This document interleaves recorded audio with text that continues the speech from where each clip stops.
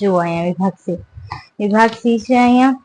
તો મેં અહીંયા વાંચ્યું, જો અહીંયા કઈ રીતના લખ્યું છે, વિભાગ સી કર્યું છે, પછી 2 લીટી મૂકી દેવાની અને પછી આન્સર 31, 32. અમે જો અહીંયા જો આકૃતિ આવી ને, આકૃતિ હંમેશા ખાલી એમ દોરવા ખાતર નહીં દોરી નાખવાની, અને સચોટ રીતે લખવું પણ કે શું શું વિભાગમાં શું શું કાર્ય થાય છે એ પણ લખવા જોઈએ. 2 માર્કનું છે એટલે ઇનફ થઈ ગઈ આકૃતિ અને નામ, નકર એની વિશે જણાવવું પણ પડે. હવે જુઓ અહીંયા 32 કઈ રીતના મેં લખ્યું છે. હંમેશા જો કોઈ પણ પ્રશ્ન તમે લખો ને તો એરો મારો ને, તો એરો થી અહીંયા સ્ટાર્ટિંગ કરી દો, પછી અહીંયા નથી લખવાનું, અહીંથી લખવાનું છે. આમ જોઈએ ને કે એમ થાય કે આ ભાઈ આને તો માર્ક્સ દેવા જ જોઈએ, કારણ કે લખાણ તો જોવાનું એવું એમ થવું જોઈએ, દિલથી એમ થવું જોઈએ કે લખાણ તો જુઓ. એવી રીતના જ પેપર લખજો. અહીંયા મેં દેખાડ્યું છે ને, એ ઘણા શિક્ષકોએ પણ મને કીધું છે, કારણ કે હું પણ 12માની જ સ્ટુડન્ટ હતી. તો મને ઘણા મારા શિક્ષકોએ પણ કીધું છે, ઓનલાઈન શિક્ષકોએ પણ કીધું છે કે આ મેથડ છે ને એ બેસ્ટ મેથડ છે. અને આજ સુધી આવી રીતના લખનાર કોઈ પણ સ્ટુડન્ટ હોય ને એને કોઈ દિવસ પણ નીચા કે 70 થી ઓછા પર્સન્ટેજ તો આવ્યા જ નથી આજ સુધી. અને કોઈ પણ પેપર લખો, તમે સાચું લખ્યું છે ને આ રીતે લખ્યું છે ને, તો હું તો કહું ને તો 100 આઉટ ઓફ 95 માર્ક્સ તો મળે જ. પરફેક્ટલી હું કહું છું ને, મળે જ. તો જુઓ અહીંયા મેં કઈ રીતના લખ્યું છે, આ રીતના લખું. એરો હંમેશા જુઓ, એરો છે ને એ ખાસ જોજો, કારણ કે એરો મેં તમને જે પ્રમાણે દેખાડ્યા છે ને એ પ્રમાણે લખશો ને તો બેસ્ટ. આ મેથડ જેવી મેથડ ક્યાંય નથી, સમજે. જો અહીંયા 33, 34, 35 કઈ રીતે મેં લખ્યા છે. હંમેશા કોઈ પણ પ્રશ્ન સ્ટાર્ટ કરો ને તો એટલી જગ્યા મૂકી જ દેવાની, અને પછી અહીંથી સ્ટાર્ટિંગ કરી દેવાની. સાથે સાથે એરો, એક લીટી મૂકીને એરો લખવા. એવું નહીં કે તમે એરો આમ ભેગા ભેગા લખી નાખો, ભેગા લખો ઇટ્સ ઓકે, બટ લીટી મૂકો ને તો એ સરસ લાગે. તો અહીંયા જો મેં કેમ આયોજન ને વગેરે જે છે, આ BA નું પેપર છે તો એમાં વધારે એ જ આવતું હોય છે. આકૃતિઓ પણ ઘણી બધી આવતી હોય છે, અને એરો થી જ હંમેશા લખાતું હોય છે BA નું પેપર. તો જુઓ મેં કઈ રીતના લખ્યું છે. એરો કર્યો, જે સેન્ટેન્સ છે એ લખી નાખ્યો, જગ્યા મૂકો, પછી અહીંયા એરો કરીને લખો. અહીંયા જો 35 સુધી. એવી જ રીતના મેં અહીંયા લખ્યું છે, જુઓ 36, હજી જો 38.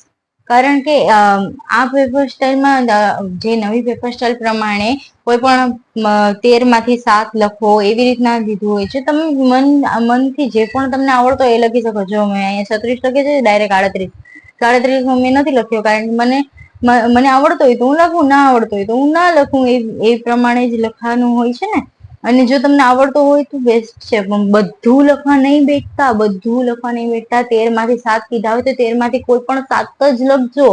કારણ કે જો તમે બધું લખવા બેસશો ને કે હું તો મારું પેપર બેસ્ટ બનાવું, તમને 7ના જ માર્ક, પેલા જે 7 આવશે ને એના જ માર્ક મળવાના. પછી એમાં તમે ખોટા પણ લખ્યા હશે, બીજા પછી સાચા લખ્યા હોય ને તો પણ તમને માર્ક્સ નહીં મળવાના.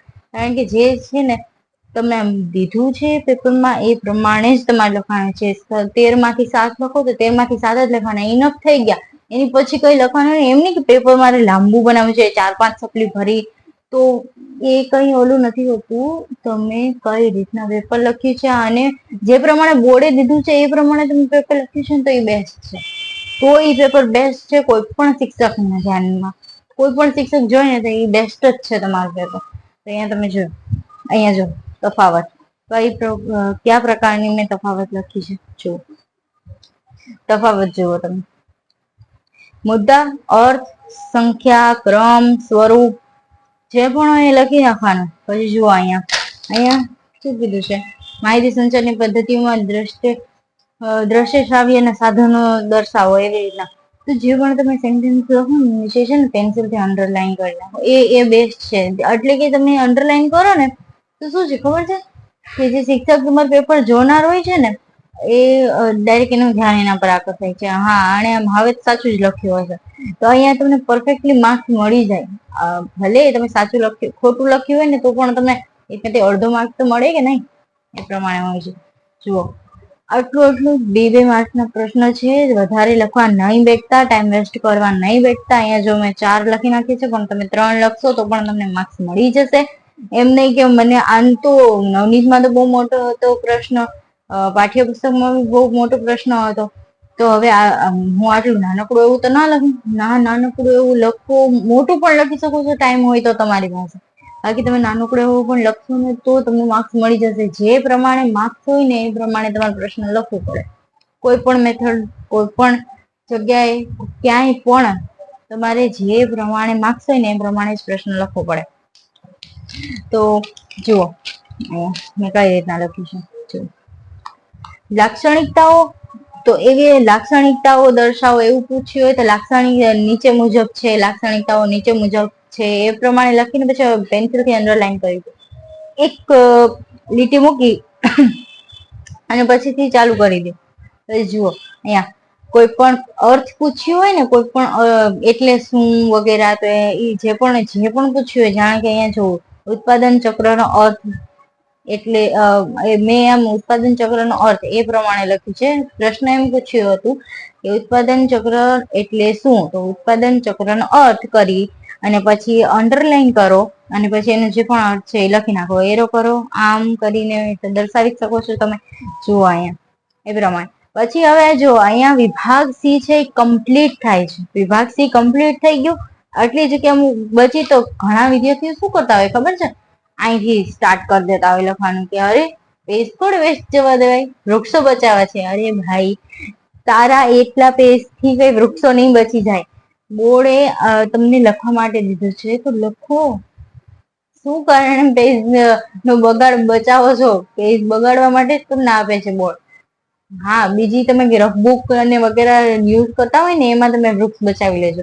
પણ આમ બોર્ડ છે, તમારું પેપર બેસ્ટ થવું જોઈએ, એના પર ધ્યાન દેજો. હું એમ કઉ છું કે વિશ્વથી પ્રેમ કરો, વૃક્ષોથી પ્રેમ કરો, પણ એવી રીતે નહીં કે તમે બોર્ડમાં પણ એમ કરો. તમારું જે 1-2 પેપર છે ને એ બચાવો, ઘરે બચાવો, બોર્ડમાં નહીં.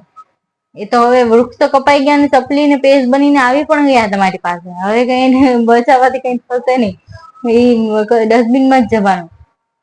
તો જુઓ હવે આપણે વિભાગ ડી જોઈએ.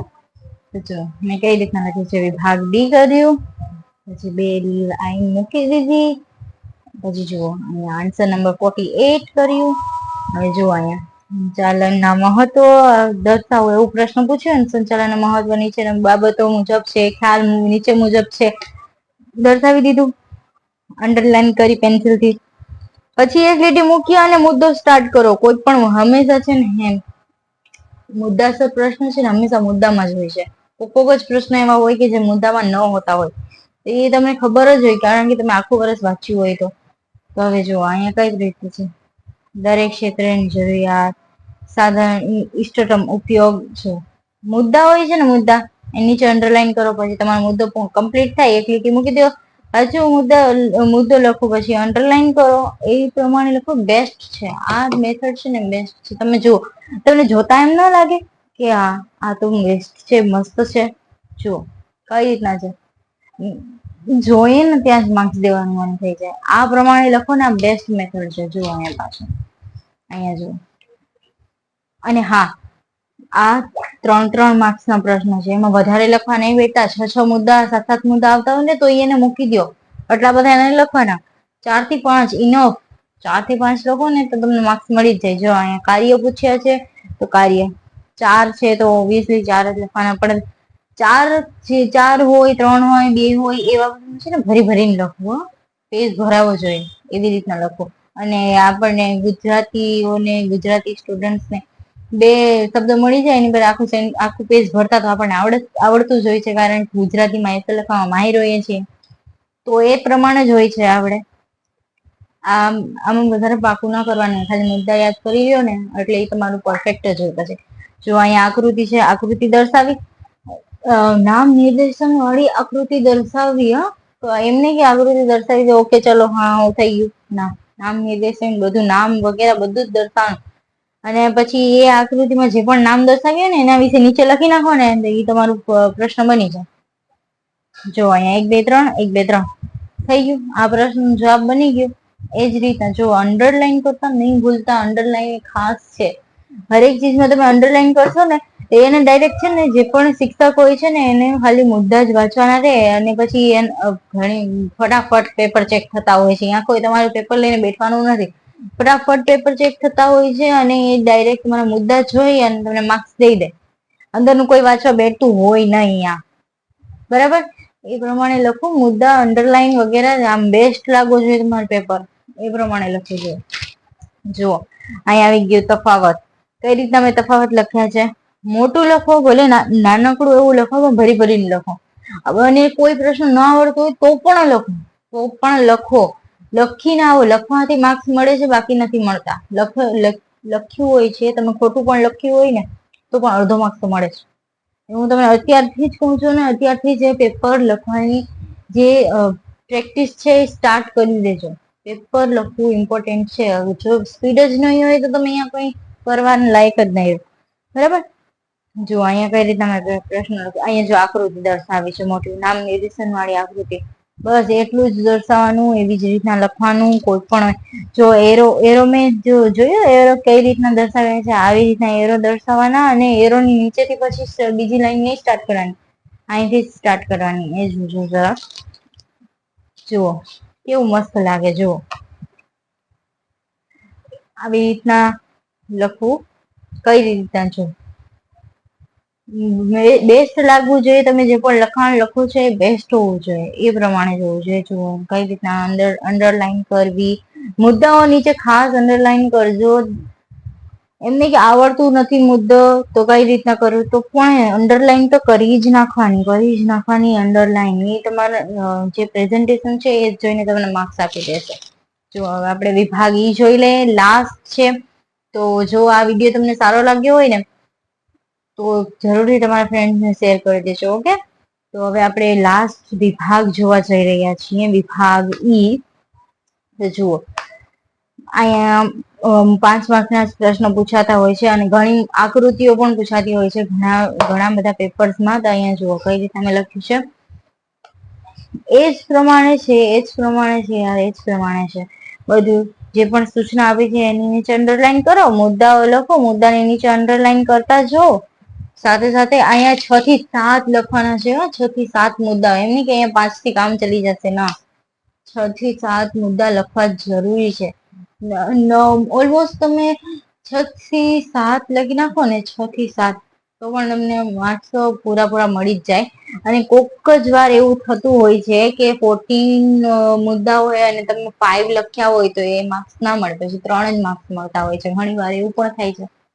પણ નહીં, 6 થી 7 એના લેવલ પ્રમાણે છે. 5 માર્ક્સ પ્રમાણે તમે 6 થી 7 મુદ્દા લખો ને એ બેસ્ટ છે. તો એ જ પ્રમાણે લખવું જોઈએ મારા હિસાબથી. તો એ જ પ્રમાણે લખવું જોઈએ. તો 6 થી 7 મુદ્દા ઇનફ થઈ જાય છે વિભાગ ઈ માટે. અને જો તફાવત આવ્યો, જો અહીંયા તાલીમ અને વિકાસ વચ્ચેનો તફાવત નીચે મુજબ છે. અંડરલાઈન કરી પછી અહીંયા જો બનાવી નાખ્યું. મુદ્દાઓ, અર્થ, ઉદ્દેશ, એવું બધું મુદ્દા જરૂરથી દર્શાવવા. મુદ્દા જરૂરથી દર્શાવો. જો અહીંયા 5 માર્ક્સનું છે, મેં 5 મુદ્દા લખ્યા છે તફાવતમાં. 6 થી 7 પણ તમે બનાવી શકો છો જો તમને એક્સ્ટ્રા આવડતું હોય તો. બાકી 5 થી 6 તો ઇનફ થઈ જાય કોઈ પણ તફાવત માટે. તફાવત બહુ લાંબી હોય નહીં, બંનેમાં અંતર જ દર્શાવવાનું હોય છે તફાવતમાં. તો જો અહીંયા આ પણ એક પ્રશ્ન જ છે. મુદ્દાની નીચે અંડરલાઈન કરતા નહીં ભૂલતા.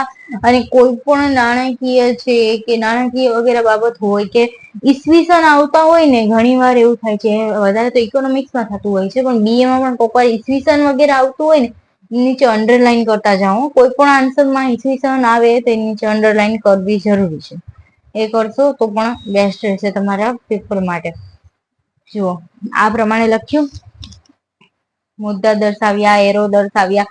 એરો તમે કોઈ પણ પ્રકારના દર્શાવી શકો છો, પણ હા, કોઈ પણ પ્રકારનો ચિહ્ન ના દર્શાવો, નકર તમને ત્યાં બોર્ડમાં બોલાવશે કે કઈ પ્રમાણે આ ચિહ્ન શું દર્શાવે છે, મેં આ કઈ રીતના દર્શાવી શકો. એરો છે એ નોર્મલ કહેવાય પેપરમાં, પણ તમે અલગ અલગ પ્રકારની ડિઝાઇનો દર્શાવો ને તો એ છે ને રોંગ કહેવાય, કે તમે રિશ્વત દો છો કે તમે આ ચિહ્ન મૂક્યો છે, એવી રીતના તમને કહેતા હોય છે. પણ એરો છે એ સામાન્ય છે. એરો દર્શાવો, બીજું કઈ દર્શાવો નહીં તો ચાલશે. નકર તમે અહીંયાથી કઈ રીતના ખબર છે, ઘણા વિદ્યાર્થીઓ આ પ્રમાણે દર્શાવતા હોય છે, ઘણા વિદ્યાર્થીઓ આ પ્રમાણે દર્શાવતા હોય છે. કોઈ પણ રીતે દર્શાવો, બસ એરો દર્શાવે, ડબલ ચિહ્ન આ એવું બધું છે ને રોંગ પડતું હોય છે. આ એક એરો છે ને એ નોર્મલ હોય છે, તો એ પ્રમાણે દર્શાવો. કોણ તમને ના પાડે છે? જુઓ, વિભાગ કઈ રીતે તમે લખ્યું છે એ જ પ્રમાણે લખો. આ રીતે મુદ્દા અહીંયા જો 7 મુદ્દા લખ્યા છે કે નહીં એ પ્રમાણે છે. અને અહીંયા તમારે પેપર ફિનિશ થાય છે.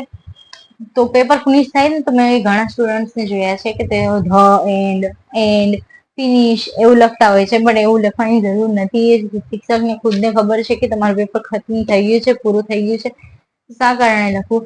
જો તમને આની સાથે આપણું કોઈ પણ પ્રકારનો પ્રશ્ન કે વગેરે કોઈ પણ ડાઉટ્સ હોય ને, તો તમે મને કોમેન્ટમાં જણાવી શકો છો. અને સાથે સાથે જો તમને આ વિડીયો ગમ્યું હોય તો આ વિડીયોને લાઈક પણ કરી દેજો, અને સાથે સાથે તમારા ફ્રેન્ડ્સને શેર પણ કરી દેજો, અને આ ચેનલને જરૂરથી સબસ્ક્રાઇબ પણ કરી દેજો. Thank you for watching. By.